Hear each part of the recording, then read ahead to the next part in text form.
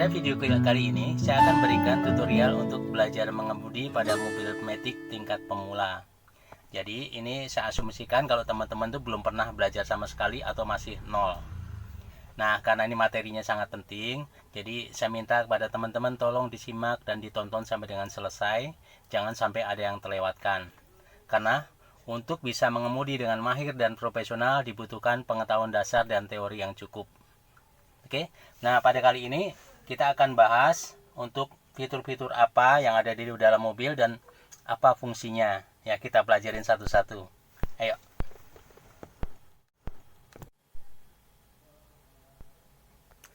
Nah, ini adalah bagian dalam mobil di sekitar kemudi. Nah, untuk mengaktifkan mobil yang pertama kita butuhkan adalah di sini adalah kunci. Nah, kunci ini berfungsi untuk menghidupkan mobil. Jadi langsung kita cari untuk lubang kuncinya. Nah, untuk lubang kuncinya sendiri posisinya ada di sebelah kanan di bawah setir. Ya, ini ya. Jadi di sini sudah terlihat, langsung kita masukkan. Setelah itu kita putar ke kanan searah jarum jam 1 kali dulu. Oke. Nah, pada putaran 1 kali ini mobil belum hidup dan fungsi-fungsi listrik belum hidup juga. Ya, semua masih belum hidup, belum bisa dipakai. Ya, kita putar sekali lagi.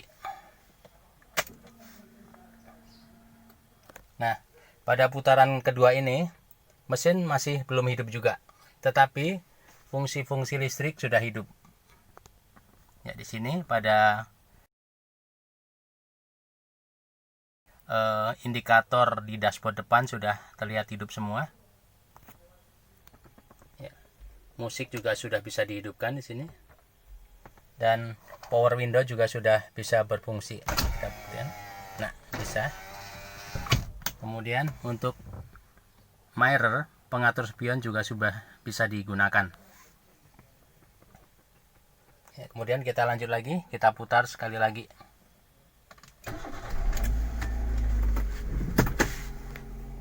Nah, pada putaran ketiga ini mobil sudah hidup ya, sudah nyala. Nah, ini terlihat dari indikator depan ya. Pada indikator RPM sudah naik ke angka 1, artinya sudah 1000 RPM ya. Kemudian di sini sudah berkedip semua dan ini juga berkedip semua. Nah, untuk ini adalah bagian tombol speedometer ya di sini ya. Ini hanya akan bergerak kalau kita sedang bergerak ya. Saat kita sedang parkir, jadi tidak bergerak sama sekali ya. Kemudian untuk sebelah kanan ini adalah ini tombol ini untuk indikator bensin ya di sini ya. Ini tinggal 1 kotak. Ini kalau full biasanya sampai 5 kotak di sini. Ya, kemudian di sebelah kanannya ada logo pompa bensin dan ada tanda panah kanan, ada tanda panah ke kanan ya. Itu artinya lubang pengisian BBM kita, pengisian bensin kita ada di bagian kanan mobil. Nah, kalau ada panahnya ke kiri, berarti lubangnya ada sebelah kiri. Ya. Kemudian di atas ada penunjuk waktu, ya, jam sekarang, dan di bawah adalah trip kilometer yang sudah kita gunakan dari pertama mobil ini. Kemudian di sini ada huruf P, itu adalah keterangan transmisi gigi yang kita gunakan saat ini kita sedang parkir. Oke. Kemudian kita pelajarin yang lain-lain dari sebelah kanan. Kita mulai dulu ya. Untuk tuas bensin adanya di bawah sini, di samping jok sebelah kanan ya. Ini tinggal kita tarik ke atas. Ini untuk mengisi bensin harus kita tarik supaya tutup di luar terbuka ya. Kemudian bagian pintu ini ada tombol power window ya. Ini berfungsi untuk membuka tutup kaca jendela ya. Ini bagian depan sebelah kiri, ini bagian depan sebelah kanan, ini bagian belakang sebelah kiri, dan ini bagian belakang sebelah kanan ya. Jadi cukup ditekan aja sudah naik turun sendiri ya. Kemudian di atasnya ini ada tuas untuk membuka pintu, tinggal kita tarik aja. Nah, seperti ini sudah terbuka ya. Kemudian ini tombol untuk pengunci pintu otomatis. Jadi semua pintu termasuk belakang bisa kita kunci dari sini. Ya. Kemudian ini adalah mirror. Ya, ini gunanya untuk mengatur kaca spion. Ya, kita atur sesuai dengan kebutuhan kita. Untuk mengatur sebelah kiri, kita tekan dulu tombol L, left ya. Kemudian kita atur kanan, kiri, atas atau bawah sesuai dengan kebutuhan kita. Nah, untuk yang kanan tinggal kita pencet R, sama kita atur dengan ini kanan kiri, atas bawah sesuai dengan kebutuhan kita. Ya. Kemudian di sini ada tuas untuk lampu. Posisinya ada di sebelah kanan di bawah setir. Ini tuas untuk lampu-lampu ya. Nah, untuk yang ada tanda panah atas bawah ini untuk lampu sen. Nah, cara mengaktifkannya, kalau menyalakan sen, ke kiri kita angkat tuasnya. Nah, pada lampu indikator sudah terlihat sini nyala sen ke kiri. Ya, kemudian untuk menonaktifkan ya, kita tinggal turunkan. Nah, sama kalau mau sen ke kanan, kita akan turunkan tuasnya. Nah, di tombol indikator juga sudah terlihat di situ ya, lampunya menyala sen ke kanan. Dan kita naikkan untuk dinonaktifkan. Nah, udah kembali netral lagi. Ya. Terus kemudian di sebelahnya di sini ada lampu senja di sini ya. Ini posisinya off, sejajar titik sama off. Nah, untuk mengaktifkan kita geser ke atas. Nah, ini lampu senja sudah aktif. Dan untuk mematikan kita geser lagi ke bawah ke posisi off. Nah, itu sudah tidak aktif. Ya. Kemudian untuk lampu utamanya, lampu depan pada ujung tuas di sini ya. Di sini posisi off, jadi titik sama off sejajar. Kalau mengaktifkan kita tinggal putar ke atas. Nah, itu sudah aktif untuk lampunya. Dan untuk mematikan atau menonaktifkan kita putar lagi ke bawah. Ya, seperti itu. Oke. Kemudian ada tuas di sebelah kiri bawah setir. Ini tuas untuk wiper. Wiper ini berfungsi untuk menyapu air hujan ya. Terus bisa juga untuk membersihkan kaca. Nah, kalau menyapu air hujan ini tinggal kita turunkan aja. Nah, seperti ini wiper akan bergerak. Nah, cuman kalau pada diturunkan satu kali, dia akan bergerak sekitar 3 detik sekali. Nah, untuk mendapatkan gerakan yang lebih banyak, kita turunkan satu lagi. Nah, wiper akan bergerak terus. Ini biasanya kita nyalakan kalau hujan lagi lebat. Nah, untuk menyemprotkan air pada wiper, ini wiper tinggal kita angkat aja, naik. Nah, seperti itu. Jadi air akan keluar. Dan secara otomatis wiper pun akan bergerak beberapa kali, kemudian off lagi. Ya. Kemudian untuk tombol yang paling ujung pada tuas ini berfungsi buat menghidupkan wiper di kaca belakang bodi mobil. Ini kita posisi lagi off ya, kita hidupkan begini. Nah, secara otomatis wiper bagian belakang mobil akan bergerak. Nah, seperti itu. Ya, kemudian untuk mematikan kita putar turun ke posisi off lagi. Dan untuk mengeluarkan air menyemprotkan air pada bagian kaca belakang, ini kita putar ke bawah sekali lagi. Nah, seperti itu, air sudah akan keluar. Ini contohnya. Nah, seperti itu. Ya. Kemudian pada setir di sini ada klakson sini ya. Jadi ini kita tinggal kita tekan di sini, klakson akan aktif dan berbunyi. Oke. Kemudian kita geser ke kiri lagi. Di sini ada beberapa fitur ya. Ini adalah AC di sini. Kalau mau mengaktifkan, kita putar sesuai dengan kebutuhan. Satu. Ini baru keluar kipas tapi belum dingin. Nah, kalau mau dingin kita atur dari sini ya. Jadi kita nyalakan lagi dinginnya sesuai dengan kebutuhan juga. Jadi sesuai dengan selera masing-masing disesuaikan. Untuk tombol merah di atas ini adalah untuk lampu emergency, lampu darurat ya. Ini berfungsinya untuk memberitahukan atau memberi tanda untuk mobil di belakang kita agar hati-hati.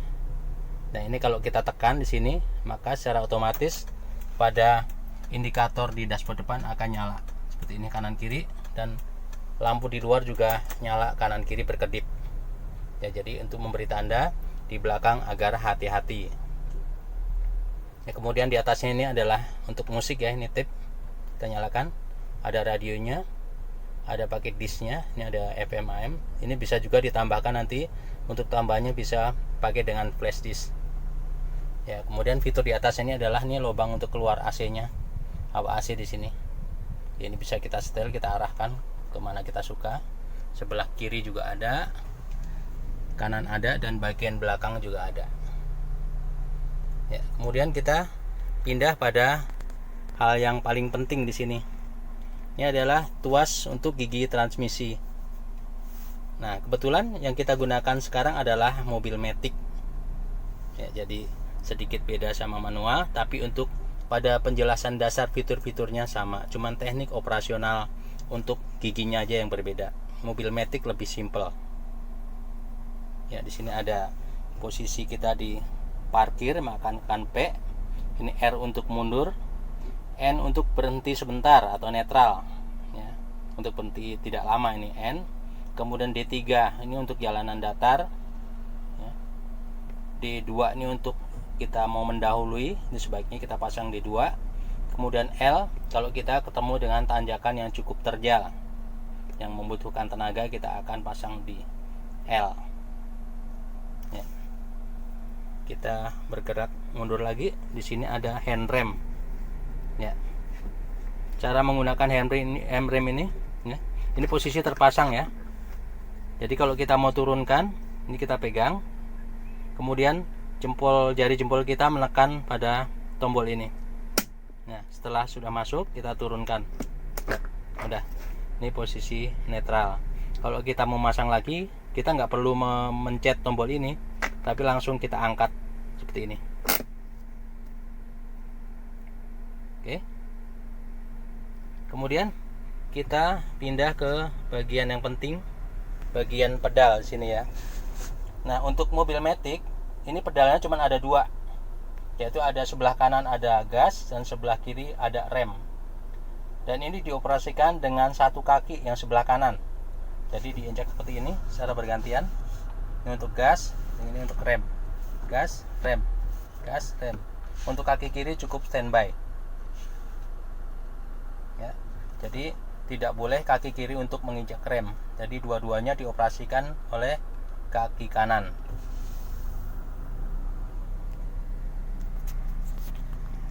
Kemudian kita kembali ke tuas transmisi ya. Nah, pada posisi parkir seperti ini ya, ini tidak bisa dirubah ke belakang, tidak bisa digeser-geser. Nah, kalau kita mau menggeser ya, kaki kanan kita ini harus menginjak tuas pada rem ya. Ini kita injak, baru kita bisa geserkan ke sini. Kalau kita mau mundur, kita ada posisi R. Kemudian kalau kita mau berhenti sebentar, misalnya di lampu merah, kita gunakan N. Dan untuk maju pada jalan yang datar, kita gunakan D3. Nah, kalau kita mau mendahului, sebaiknya kita gunakan yang D2. Nah, kemudian kita jika ketemu lagi nanti tanjakan yang tinggi, yang terjal, karena butuh tenaga yang besar, kita gunakan L. Nah, L ini kalau pada mobil matic adalah gigi yang paling rendah, kayak gigi 1 gitu. Oke, kita kembalikan lagi, tetap diinjak rem pada posisi P ya. Oke. Kemudian untuk posisi pegang kemudi yang paling benar adalah seperti ini. Jadi tangan kiri ya seperti pada posisi jam 9, tangan kanan pada posisi jam 3. Ini kita pegang, jangan tegang megangnya. Untuk posisi seperti ini tidak benar. posisi seperti ini tidak benar, seperti ini juga tidak benar. Yang paling benar adalah posisi yang kanan kiri seperti ini. Kita seimbang, jadi konsentrasi dan mata kita bisa fokus ke depan. Kita sesekali hanya melirik untuk spion kanan, spion kiri, dan spion belakang. Ya. Kemudian untuk kaki kanan, ya kaki kiri kita tetap standby ya. Kaki kanan kita ada posisi pada rem untuk menghindari mobil jalan sendiri. Kadang-kadang kita lupa jalan agak turun, mobil jalan sendiri, dan kita akhirnya nabrak mobil di depannya. Itu yang nggak kita inginkan. Jadi posisi kaki harus standby pada rem jika mobil sedang aktif. Ya. Kemudian hal yang paling penting sebelum berangkat adalah gunakan selalu safety belt. Pasang dan kaitkan dengan benar di sini. Ya, ini udah sangat aman. Jadi kita siap untuk berangkat. Oke, untuk penjelasan materi pertama kali ini saya rasa cukup ya. Untuk teman-teman yang belum paham, belum jelas, tolong diulang lagi, disimak lagi sampai dengan paham ya. Kita ingin berikan materi yang sebaik-baiknya, materi dasar untuk bekal menuju materi selanjutnya. Dan jangan lupa saya minta dukungannya untuk aktifkan tombol subscribe, like, dan berikan komen serta share kepada teman-teman atau saudara yang membutuhkan. Karena dengan kita share ilmu yang bermanfaat akan jadi ladang pahala buat kita semua. Sampai ketemu pada video selanjutnya.